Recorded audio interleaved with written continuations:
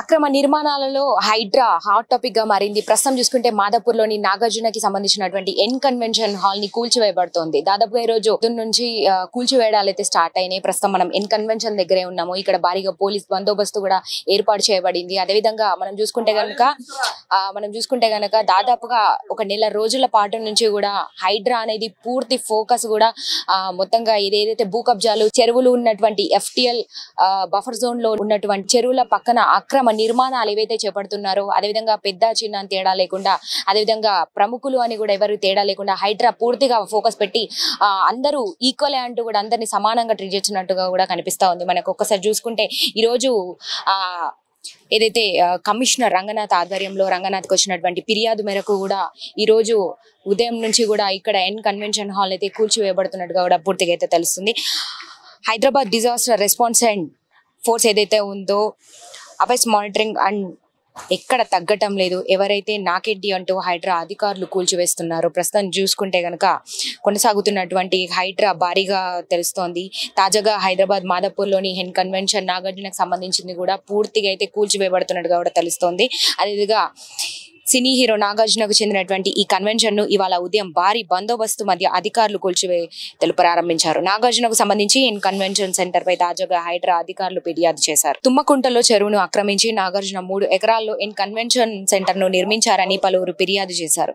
చెరువు FTL పరిధిలో convention నిర్మించారని గతంలోనూ ఫిర్యాదులు అందాయి. దీంతో రంగంలోకి దిగినటువంటి హైడ్రా అధికారులు సర్వే నిర్వహించి పక్కా ఆధారాలతో శనివారం తెల్లవారుజామున నుంచి కన్వెన్షన్ సెంటర్ ను కూల్చివేయడం అయితే స్టార్ట్ చేశారు. అదేవిధంగా ఎన్ కన్వెన్షన్ లోపలికి వెళ్లేటువంటి అన్ని దారులను కూడా అధికారులు మూసివేశారు. మీడియాకు సైతం అనుమతి లేదని అన్ని ఆధారాలతో భారీ గేట్లు ఏర్పాటు చేశారు. కూల్చివేతలను చిత్రీకరించేందుకు అనుమతి లేదంటూ మీడియాపై ఆంక్షలు విధించారు. కాగా హైదరాబాద్ లోని గత కొన్ని రోజులుగా అక్రమ కట్టడాల మీద హైడ్రా స్పెషల్ ఫోకస్ పెట్టింది.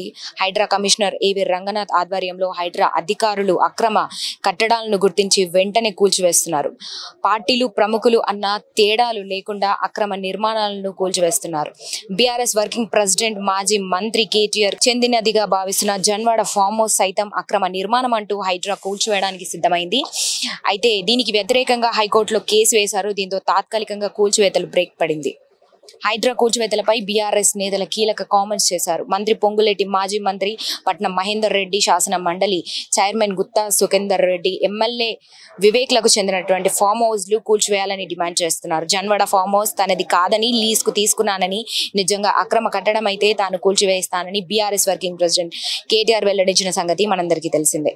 అయితే ఏదైతే మనం చూసినటువంటి FTL బఫర్ జోన్ లో ఉన్నటువంటి FTL బఫర్ జోన్ పరిధిలో ఉన్నటువంటి చెరువులు భూ కబ్జాల పాలు కాకుండా ఏదైతే ప్రజల్ని కాపాడే విధంగా తాను చర్యలు తీసుకుంటున్నామంటూ సీఎం రేవంత్ రెడ్డి చైర్మన్ గా ఇది ఏదైతే హైడ్రాను ముందుకు తీసుకొస్తూ భారీగా దూసుకెళ్తున్నారు. ఏదైతే దాదాపుగా నెల రోజుల నుంచి మనం చూసుకుంటే కూడా నెల 15 రోజుల నుంచి కూడా పూర్తి ఫోకస్ అంతా కూడా హైడ్రా మీద పెట్టినట్టుగా తెలుస్తుంది. అయితే దీనంతా కూడా భూ కబ్జాలు చెరువులని కాపాడమే తమ లక్ష్యంగా భావిస్తున్నామంటూ అధికారులు తెలుపుతున్నారు. అదేవిధంగా కమిషనర్ AV రంగనాథ్ ఆధ్వర్యంలో తనకి ఫిర్యాదు అందడంతో తాను పూర్తిగా చర్యలు అయితే చేపడుతున్నారు. అదేవిధంగా ఇక్కడ చూసుకుంటే కూడా ఒక్కసారి మీరు అక్కడ చూసుకుంటే కూడా పూర్తి పోలీస్ బందోబస్తు కూడా నిర్మించడం జరిగింది. ఎవరికి కూడా లోపలికి అనుమతి అయితే ఇవ్వకుండా పూర్తి ఆంక్షలు అయితే విధించారు. ఈ రోజు ఉదయం తెల్లవారుజామున శనివారం ఉదయం పొద్దున్న నుంచి కూడా స్టార్ట్ అయినటువంటి ఈ కూల్చివేతలు ఇప్పటికీ కూడా ఆగడం లేదు. ఏదైతే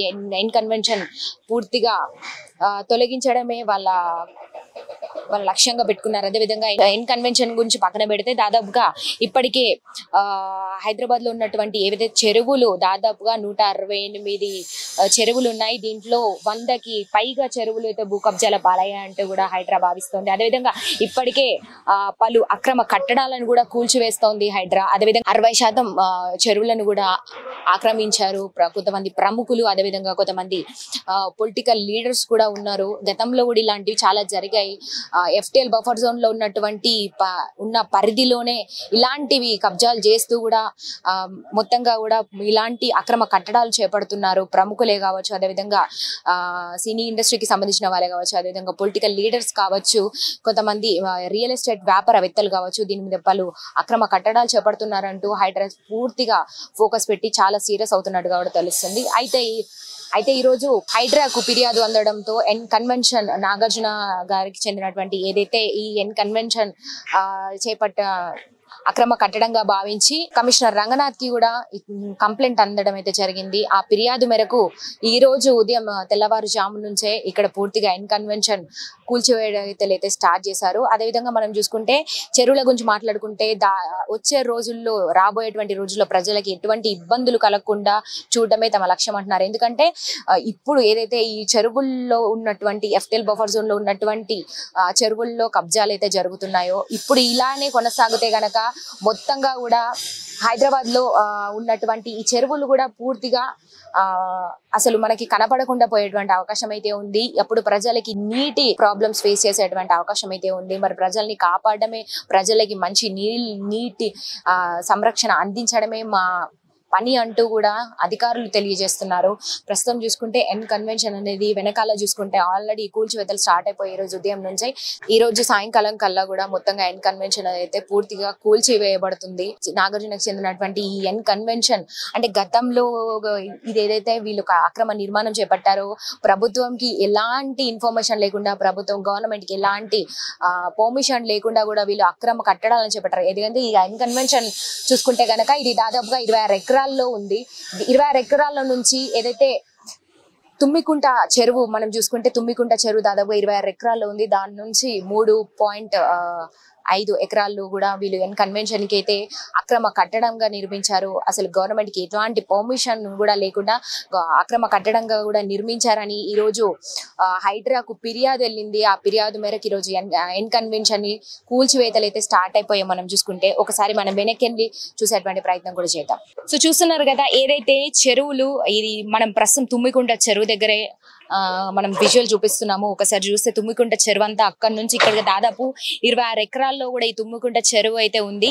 ఇప్పుడు మనం రోజు చూస్తుంటే వర్షాకాలంలో వర్షాలకి మొత్తం హైదరాబాద్ అంతా కూడా తడిసి ముద్దవుతున్నటువంటి పరిస్థితి కనబడతా ఉంది. ఏదంటే మొత్తంగా కూడా వాటర్ ఏదైతే ఈ చెరువుల్లో వీళ్ళు పలు అక్రమ కట్టడాలు నిర్మించి ఇలాంటి ఎఫ్టిఎల్ బఫర్ జోన్ లో ఉన్నటువంటి చెరువులలో అక్రమ నిర్మాణాలు చేపడుతున్న కారణంగా మనకి అసలు చెరువులు అనేది ఎక్కడా కూడా కనపడకుండా పోతున్నటువంటి పరిస్థితి కనబడుతోంది. ఈ రోజు ప్రజల్లో ఎంతో ఇబ్బందులకు గురవుతున్నటువంటి పరిస్థితి. అందుకే హైడ్రా పూర్తిగా దృష్టి సారించింది అనే చెప్పొచ్చు మనం ఇక్కడ చూసుకుంటే.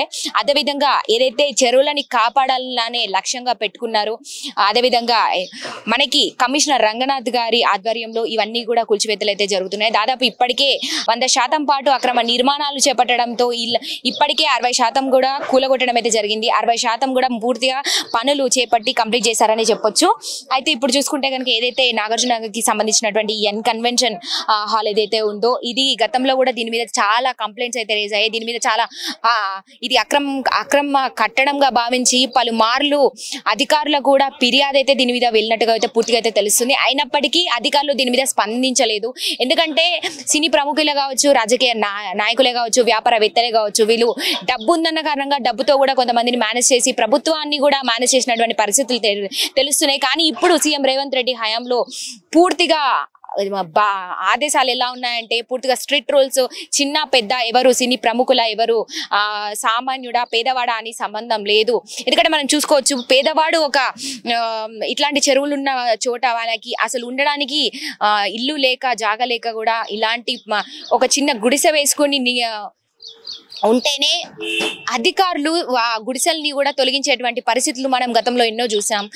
బీఆర్ఎస్ హయాంలో కూడా మనం ఎన్నో చూసినాం. ఇట్లా బీఆర్ఎస్ హయాంలో కావచ్చు పలు అక్రమ కట్టడాలు ఇలాంటి చెరువుల్ని మొత్తంగా కూడా ముంచేసి వీళ్ళు అక్రమ కట్టడాలు చేపడుతున్నారని తెలిసినప్పుడు కూడా బీఆర్ఎస్ అధికారులు ఏం చేయలేనటువంటి పరిస్థితి. మరి ఇప్పుడు చూసుకుంటే సీఎం రేవంత్ రెడ్డి హయాంలో తను నిజంగా అసలు ప్రజల నుంచి ప్రశంసలు పొందుతున్నాయి. ఎందుకంటే సీఎం రేవంత్ రెడ్డి వచ్చినప్పటి నుంచి కూడా ఒకదాని వెంట ఒకటి పలు కార్యక్రమాలు చేపడుతూ కూడా ముందుకు వెళ్తున్నటువంటి పరిస్థితి చూస్తున్నాం. అదే ఇప్పుడు హైడ్రా గురించి మాట్లాడుకుంటే దాదాపుగా కూడా 1 నెల రోజుల పాటు నుంచి స్ట్రిక్ట్ గా ఫాలో అవుతున్నట్టుగా కూడా కనిపిస్తా ఉంది.